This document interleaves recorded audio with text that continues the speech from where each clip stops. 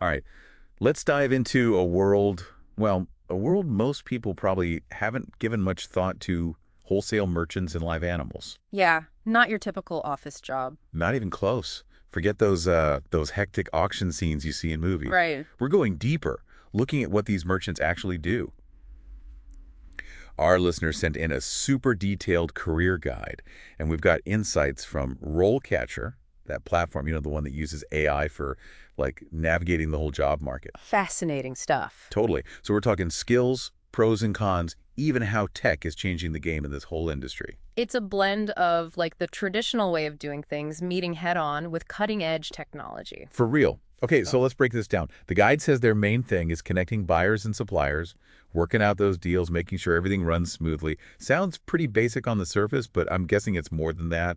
Oh, absolutely. This isn't just about, individual deals. It's about understanding supply and demand on a global scale. These merchants are key players. You know what I mean? They're a link in the chain that affects everything, like everything from how much we pay for meat Hmm. to, and get this, even conservation efforts. Wow. See, I never would have thought of that. Yeah. And another thing that surprised me, the guide really emphasized that this isn't just a job for people who, just love animals. Of course, you have to understand the business side, but it's also about connecting with breeders, farmers, even zoologists, people who are really passionate about what they do. So the human element's really important, even when you're dealing with, well, live animals. Which, speaking of, the guy did mention some ethical stuff. Seems like this field could lead to some tough calls, right? There are definitely some big questions there. We'll get into those a bit later, but for now, let's focus on the skills needed. What struck me was how some go beyond, just being good at business. Right. Like active listening, crucial for any negotiation, but especially when things get emotional. And then there's social perceptiveness, that skill of like reading between the lines, picking up on what's not being said. Huge, especially these days when everyone's bombarded with information. Being able to actually listen, pick up on those subtle cues, that builds trust. And trust is key for any negotiation, let alone one involving live animals. It's also like being a detective, figuring out people's motivations so you can make a deal that works for everyone. I like that. And speaking of skills, RoleCatcher, the folks behind this guide, they're really onto something with this emphasis on those soft skills. They've even got these AI tools that can analyze a job description and then help you make sure those skills are highlighted on your CV. Wow. Yeah, it's using technology to emphasize those like uniquely human aspects that algorithms sometimes struggle with. That's wild. Okay, we've talked about what they do and what you need, but Yeah. let's be real. What's the payoff? Pros and cons, what are we looking at? Right. Well, the guide doesn't sugarcoat it. You've got the potential to earn a good living, which is always nice, but it often comes with long hours and not always on a regular schedule. That international travel perk might not seem so glamorous when you're dealing with a shipment of, I don't know, exotic birds at 3 in the morning. Yeah, that whole jet-setting image just got a lot less appealing. Speaking of those deals, what kind of money are we actually talking about here? That's where specialization comes into play. The guide says someone working with, say, prize-winning show dogs, it's probably on a different pay scale than someone specializing in, livestock for agriculture. Finding your niche, it's just like any other field, really. Right. And we can't forget the physical demands. It's one thing to negotiate a deal for, I don't know, a truckload of sheep, but coordinating the transport of, like, a rare reptile, whole different story. Definitely stamina, resilience, being able to think on your feet, those are all key in this line of work. I bet there are some stories there. Mm. Picture this.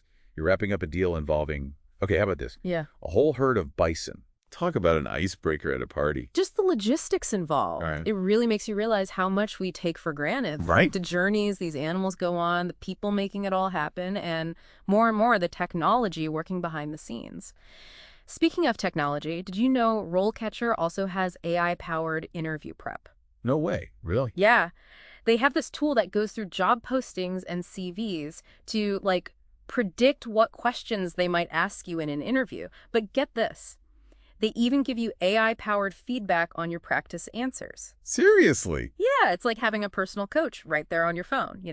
And it all ties back to what we were saying about those soft skills. These tools help you present them in a way that really stands out. It's crazy. It feels like we're not just talking about the future of, like, job hunting, but the future of this entire industry. You got it. And that's where things get really interesting. We've talked about the people, the ethics, but tech is changing the whole game when it comes to trading live animals. Online auctions are already huge, and real-time market data, that's becoming more and more important in negotiations. It's a whole new world. It really is. Which makes you wonder, how will technology impact the ethics and logistics of this whole thing down the line? Hmm. I mean, will we see things like AI-powered systems that monitor animal welfare during transport, or blockchain to track where exotic animals come from to stop illegal trading? Now, those are some interesting questions. It just shows how everything is connected, the choices these merchants make, the technology they use it, creates ripples. Definitely something to think about, especially for anyone considering this career path. It's a lot to process, and honestly, we're just scratching the surface. But before we go any further, let's talk about the sheer variety in this line of work. Live animals covers a surprisingly wide range of creatures, don't you think? It really does, and the guide we have here actually does a good job of explaining all the different specializations within this field. Yeah, like, did you know there are merchants who specialize in insects? We're talking butterflies for exhibits, crickets for people who breed reptiles, even those rare beetles that collectors go nuts for. It's a global market, and that's where a deep understanding of how it all works is crucial. It's not just about knowing your animals, but navigating the regulations surrounding their trade, which can get complicated I fast. bet. Every country probably has its own rules. Exactly. But that's another area where tech is playing a bigger role. Imagine software that keeps merchants updated on the latest import and export rules, or even flags potential issues before a deal is finalized. Like having a built-in compliance officer. Precisely. This lets the merchants focus on what they do best, building relationships, negotiating those win-win scenarios, and making sure the animals are transported safely and humanely. Which brings us back to the ethical considerations we touched on earlier. I'm curious, how does the guide say these merchants should navigate those gray areas? Because let's face it, sometimes profit and ethics might be at odds. You're right, and the guide doesn't shy away from that. It talks about potential conflicts of interest, the pressure to make a sale even if things aren't perfect, and how important it is to walk away from a deal that might compromise animal welfare. Sounds like it really makes you examine your morals just as much as your business sense. Absolutely, and it underscores the responsibility these merchants have. They're not just moving products, they're advocating for living creatures. That requires a certain kind of empathy and a commitment to doing what's right, even when it's tough. It's a high standard, but important, especially in a field that's often under scrutiny. For sure. Transparency and accountability are key, and I think that's what consumers are demanding more and more these days. We want to know where products, including the animals we interact with, come from. Whether it's a pet, a farm animal, or even an animal going to a zoo or sanctuary. And hopefully that consumer pressure, combined with all the technological advancements we've been talking about, will lead to even better standards in the future. It's something to be hopeful for. It all comes back to the fact that this industry is always changing. The wholesale merchant of tomorrow will need to adapt, be tech-savvy, and deeply understand the ethical implications of their work. It makes you wonder what kind of person thrives in that environment. We discussed the skills, but what about personality? Is this for someone who loves adventure? You a master negotiator, a logistics whiz? What does the guide say about that? Well, there are some interesting insights there. Remember those career stage profiles we mentioned? They offer some clues. Okay, yeah. So the entry-level profile, it describes someone as motivated and detail-oriented with a strong passion for the live animal industry. Sounds pretty typical, right? Sure, but it emphasizes that genuine interest is essential. Then, as we move up to the junior merchant level, the focus shifts to results-driven, experience in conducting market research, and skilled in negotiating trade agreements. Sounds like someone who loves the thrill of closing a deal. Exactly. And as they become a full-fledged wholesale merchant, the guide calls them dynamic and results-oriented with a proven track record. Oh, and they highlight strong communication skills and the ability to work with different types of people, which makes sense since they're connecting all these different parties. It's a delicate balance. And notice how the senior wholesale merchant profile focuses on experience and leadership. They're developing strategic plans, building partnerships, and leading teams. They're not just focused on individual deals anymore. They're shaping the entire operation. Exactly. The guide even mentions that having a master's in business administration, specifically focused on international trade, is common at this level. It shows just how complex and high stakes it can be. Wow, so this isn't just a one-size-fits-all job. It's a career path with room to grow and specialize. That's pretty cool. Yeah. It is. It just goes to show there are paths for people with different skills and interests within this world. Whether you're passionate about a specific animal, love the thrill of the deal, or enjoy logistical challenges, there might be a place for you here. That's a good point. Hmm. Okay, we've covered what these merchants do, the skills, the pros and cons, the ethical side, even how technology is changing things. But before we wrap up this part of our deep dive, what's your biggest takeaway from all of this? What really stuck with you? That's a great question. For me, it's a good reminder that even in our increasingly digital world, it's still all about human connection. I like that. And it's something RoleCatcher seems to understand, with their focus on helping candidates highlight those human skills. Exactly. But you know what else this whole deep dive has got me thinking about? Something we haven't even touched on yet. This whole deep dive has got me thinking about the animals themselves, you know? Oh, interesting. Yeah, we've talked about the people, the business side, the technology, but not so much about the live part of live animal trade. Exactly. What if we changed our perspective a bit? Instead of how do we make this work for everyone involved, it's how do we make sure things are the best they can be for these animals? That's a different way of looking at it, like Yeah. putting their well-being first in every decision. Right. Imagine like a future where these merchants, they're held to even higher standards when it comes to animal welfare, where their expertise isn't just knowing the market, but really understanding what each species needs. So it's not just about getting them from point A to point B, it's about making that trip as stress-free as possible. We're talking specialized transport, maybe even using those AI-powered systems to keep track of their vital signs the whole way. Exactly. And what about the role of sanctuaries and conservation efforts? Hmm. Could these merchants actually become like key players in finding homes for animals that have been displaced, maybe because of habitat loss or the illegal pet trade? Could they help with breeding programs for endangered species? It's like their job could shift from just making deals to actively creating a better, more sustainable future for these animals. Right. What if success in this field wasn't just measured by, profits and deals, but by the positive impact on the animals themselves?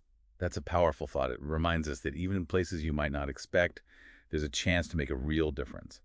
But shifting gears a bit here, you mentioned earlier that the guide goes into detail about the different career stages in this field. It does. And those profiles, they actually tell us something about the kind of person who might do well in this line of work. Let's hear it. Okay, so the entry-level position, it mentions someone motivated and detail-oriented with a strong passion for the live animal industry. Seems pretty standard. Sure, but it highlights that a real, genuine interest is important. Then we move up to a junior merchant, and the focus changes to results-driven, experience in conducting market research, and skilled in negotiating trade agreements. Someone who enjoys the challenge of closing a deal thrives in that fast-paced world. Exactly. And then as they progress, becoming a full-fledged wholesale merchant, the guide describes them as dynamic and results-oriented, someone with a proven track record. And they emphasize being a good communicator and being able to work with all sorts of people, which makes sense, right? They're the link between so many different parties. It's a balancing act, for sure. And then we get to the senior wholesale merchant level. Notice how experience and leadership really come into play. They're developing strategic plans, building partnerships, and leading teams. So it's bigger than just individual deals now. They're shaping the whole operation. The guide even mentions that having a master's in business administration, with a focus on international trade, that's pretty common at that level. It really highlights how complex and high stakes it can be. This isn't a field you just fall into. It takes dedication, education, years of experience. Yeah, it sounds like a path with a lot of potential, not just a one-size-fits-all kind of role. Exactly. It just goes to show there are so many different ways to be a part of this world, each needing its own skills and personality type. Well, we've covered a lot of ground today. We've talked about what these merchants do, the skills, the pros and cons, the ethical considerations, even how technology is changing things. But before we wrap things up completely, I'm curious, what's one thing you'll take away from this deep dive? So much to consider, right? This career path is way more, well, nuanced is the word, I guess, than I ever would have thought. It really is. One of the things that struck me is how much potential there is to make things even better for the animals. Yeah. We talked about how tech can make transport safer, more comfortable, and that idea of merchants actually advocating for those animals, pushing for more humane practices, that's exciting. Definitely. It's like this whole field, it's at the crossroads of like globalization, tech, our relationship with nature, all of it. It really makes you think, even in those industries we don't always see, there are people making decisions that affect us all. It's a good reminder to stay curious, right? Don't just accept things at face value. And never underestimate what people can do when they put their minds to it, especially when it's about making the world a little bit better, even for, a bison being moved to a new home. Well said. Who knew we'd have so much to say about wholesale merchants and live animals? Right. It just shows. Every deep dive, there's always something new to discover. Absolutely. I can't wait to see what we uncover next time. Me too. But for now, we'll leave our listeners with all of this to ponder. This has been, wow, eye-opening, thought-provoking, and honestly, kind of heartwarming.